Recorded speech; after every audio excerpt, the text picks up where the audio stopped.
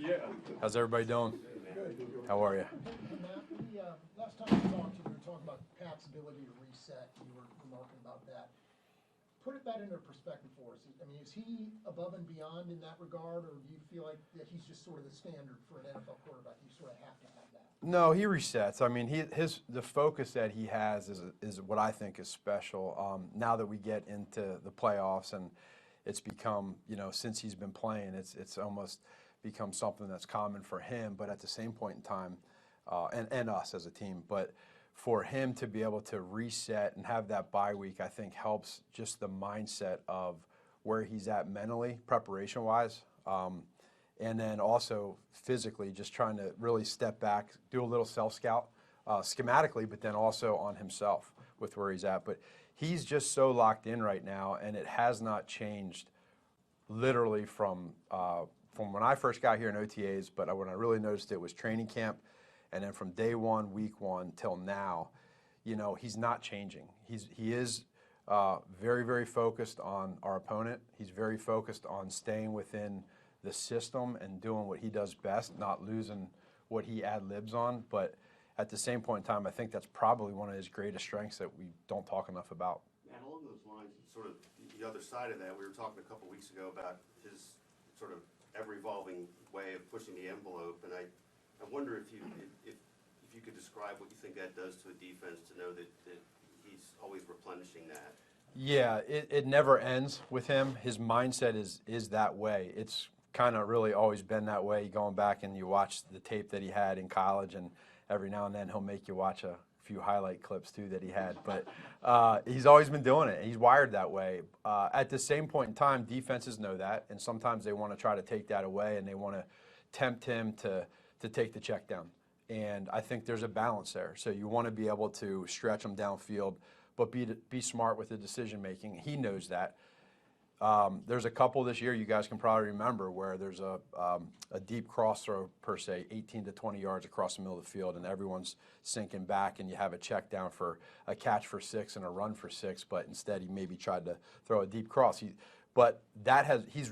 done a great job this year, in my opinion, of taking what the defense gives them, whether they're going to give him the check down or the touchdown downfield. And you have to give him so much credit, and Coach Reed, EB, et cetera, of being able to have him talk about that, literally every day it's brought up. And we joke about the touchdown, the check down, but at the same point in time, he takes that and wants to put it into action.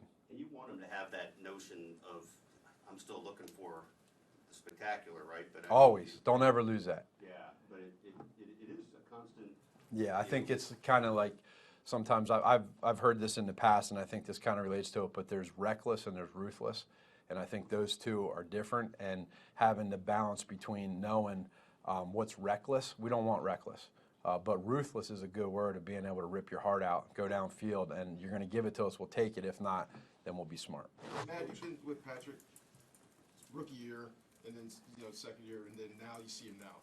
What's the difference between that mind mentality of getting him ready for a big game like this between comparing that young Patrick to now this Patrick? Yeah, well, I can remember his first start, and that was obviously a huge game to him in Denver, till where he's at now. Now, I haven't been a part of all of these wins and playoff games that he's had, mindset-wise, to be there. But I do see how he's wired right now.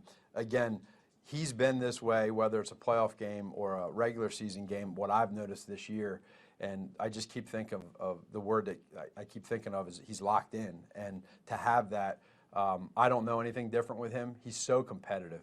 Like, he doesn't care where you play, who it's against. Every game he wants to be great, and I think that's one part of the DNA that he has. Maybe we talk about that reckless versus ruthless. Yeah. Go back to his rookie year. I mean, he didn't play much in games, but you saw him in practice. Did he have that balance back then, do you feel like, or is that something he's kind of learned? Well, he was learning our offense then, and it was probably, it was part versus whole. So back then it was part. He's learning our offense. Probably didn't know a whole lot about the NFL defenses at that time. So how to get in and out of a huddle, how to call a play. In practice, he was a scout team quarterback. So he's able to just cut it loose and make card throws.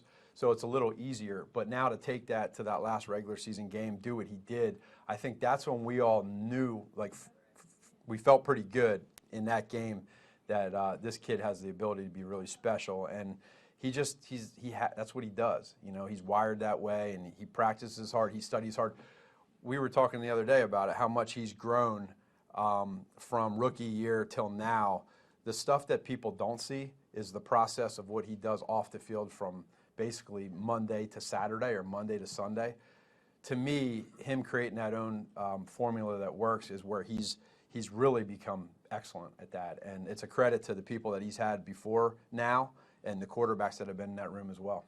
Last three, we're gonna go. Okay. Thrower, Pete. Go ahead. How much of a realistic and how significant of an advantage is it for Doug to know exactly how you guys formulate game plans and such? I think that's actually a great question. At the same point in time, I guess I'll say this. I don't think it matters that much. I think we all as coaches know how different coaching staffs prepare, and we all tweak different things. I mean, without getting into details, there's some things that are different now here that we do that wasn't the same way that Doug was here, So whatever that is, you could look at it. I think more so than anything, it's probably as a big picture conceptually, and you could say the same thing with his offense. We kind of know both, but it's hard even knowing. If you think you know what play is coming, it's still hard to stop it on both sides, So it's not. Trust me, I dealt with that in 2018 when the Chiefs came to Chicago. Last three, Saran, PJ, and Todd. You mentioned that. You also played Doug Peterson. I think it was 19, and like knowing each other. You kind of detailed it. Afterwards, you get together and share notes and say, well, this is what we did. I mean, I know you can break a lot of it down on film and figure it out on your own. Yeah. In the off season. Yeah, we do. We talk through that stuff now. It was 18. I try not to remember that game. But in actually my last year in 21, Doug came to training camp, and so we were able to when he was out of football for a year, we were able to talk about some things that from a head coaching perspective of things that he learned from his first time and that he's probably putting into action now, things that helped me out of how he did things. So I thought we have a great relationship. I spent a lot of time with him in Philadelphia and here, and it was a lot of great experiences. Coach, after you left the Bears, you had plenty of options that you could have done. What was the influence of coming back to work with Andy and Pat? How much did that influence you? Yeah, it was huge. I did have choices. I had options, and you weigh all of that. You also have the family side of it too, and so you go through all of that. But in the end, Coach Reed, Patrick, Veach, EB, et cetera, all these coaches, everybody here, I had such a great experience my first 5 years here. So much, good times. And I also have to look for myself and just, how I can get better. How can I improve? Where can I get better? And what better way than to get back here with Coach Reed, look at it now when I'm in meetings and go through my day-to-day process. I see it from a different lens than I did here before. I see the way he runs things as a head coach to be able to help me just be better.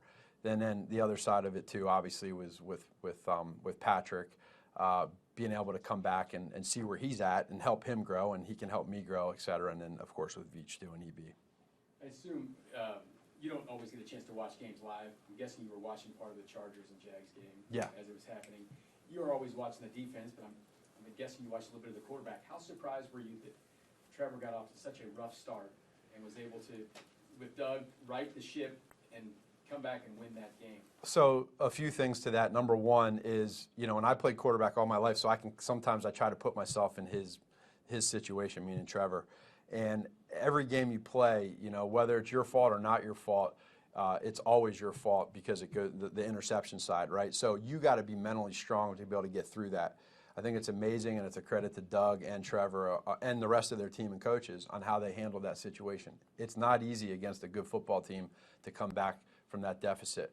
But to their credit, they're mentally strong, and they did that. And I think it speaks volumes to who Trevor is as a quarterback. He's young. He's going to go through those times.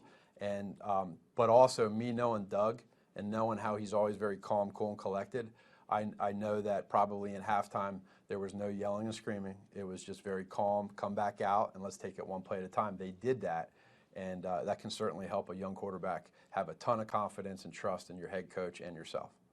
Thanks, everybody. All right.